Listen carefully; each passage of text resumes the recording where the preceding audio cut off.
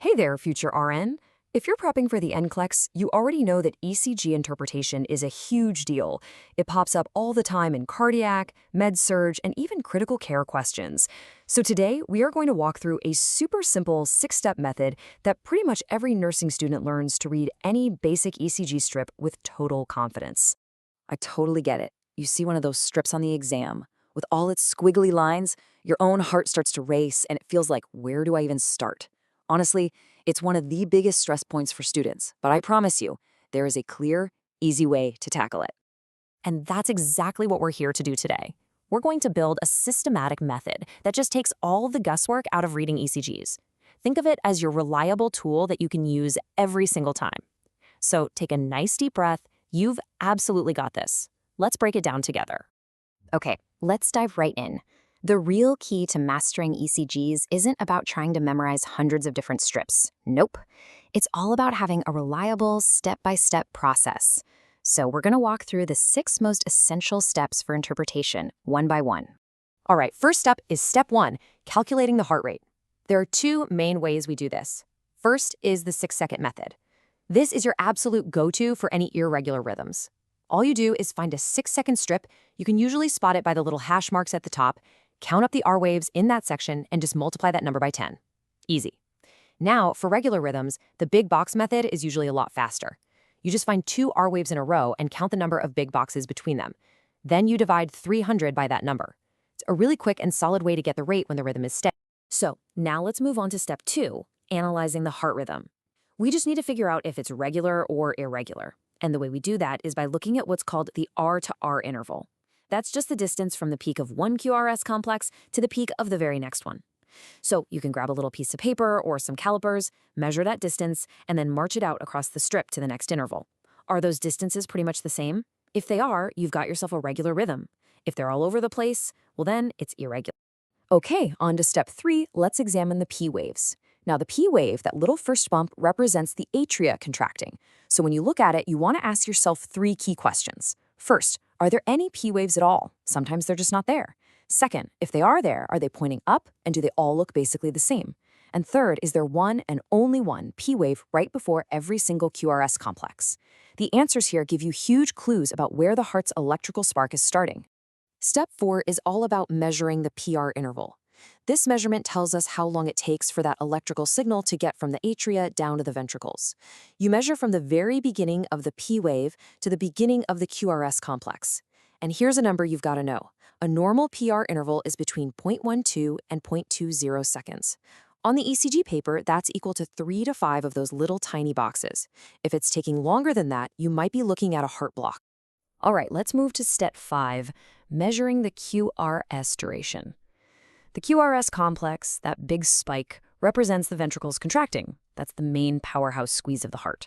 And this should happen really, really fast. A normal QRS duration is less than 0.12 seconds. That means it should be less than 3 small boxes wide. If you see a QRS that's wide, it's a big hint that the electrical signal is starting in the ventricles themselves, which is definitely not normal. And finally, we're at step 6, the interpretation. Now this is where you take a quick look at the QT interval, but for the NCLEX, the main thing is to put all the pieces from our first 5 steps together. You're like a detective. You ask yourself, based on everything I just analyzed, what is this rhythm? Does it check all the boxes for a normal sinus rhythm? You know, a regular rhythm, a rate between 60 and 100, normal P waves, a normal PR interval, and a normal QRS? This is where your systematic approach really pays off.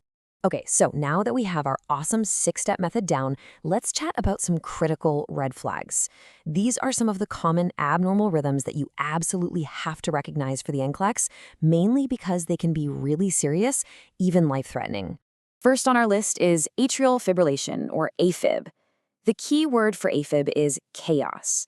The rhythm is what we call irregularly irregular, which means there's just no pattern to it at all. It's completely unpredictable. And if you look closely, you won't be able to find any clear, distinct P waves. Instead, you'll just see this shaky, quivering baseline. Next up, PVCs. A premature ventricular contraction is basically a beat that starts in the ventricle and comes way earlier than it was supposed to. Its classic look, its trademark, is a QRS complex that is wide, so wider than 0.12 seconds, and it just looks bizarre and totally different from all the other normal beats on the strip. Now, listen up, because this one is a big deal. Ventricular tachycardia, or VTAC. This is what happens when you get a run of 3 or more PVCs all in a row.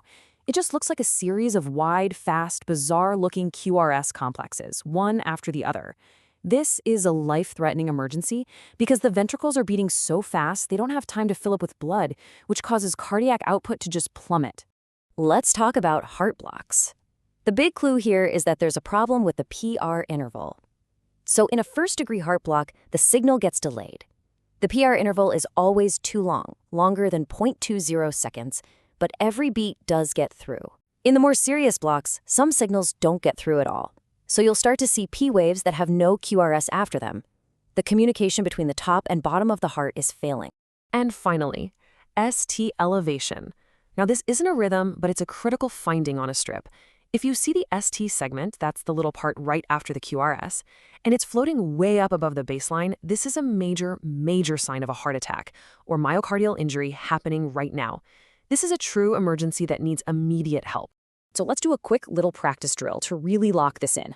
Imagine a strip where the rhythm is irregular, the rate is about 130, you can't find any P waves, and the QRS is nice and narrow.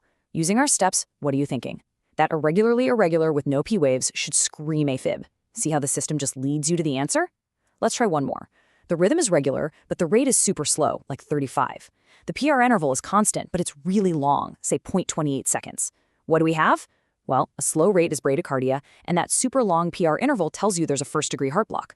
So sinus bradycardia with a block. The system works every time. Okay, let's bring it all together with your official NCLEX cheat sheet. Seriously, go ahead and screenshot this slide for your notes. Step 1, heart rate. Step 2, rhythm. Step 3, P waves. Step 4, PR interval. Step 5, QRS duration. And finally, Step 6, interpretation. Just follow these 6 steps in this exact order every single time. It is the most reliable and stress-free way to approach any ECG on your exam. I really can't emphasize this enough. Don't just glance at a strip and try to guess. Don't jump around between steps. Having a systematic approach is your absolute best friend when you're under the pressure of an exam. It builds accuracy, it builds consistency, and most important of all, it builds your confidence. So are you feeling ready to master that next ECG? Thank you so much for joining me on ClearPath NCLEX. If this explainer helped you feel even a little more confident, go ahead and hit that like button and definitely subscribe for more content to help you crush your exam. Drop a comment below and let me know, which of the 6 steps do you find the trickiest? I read every single one. Remember, you are doing an amazing job. Keep studying, you've got this. I'll see you in the next explainer.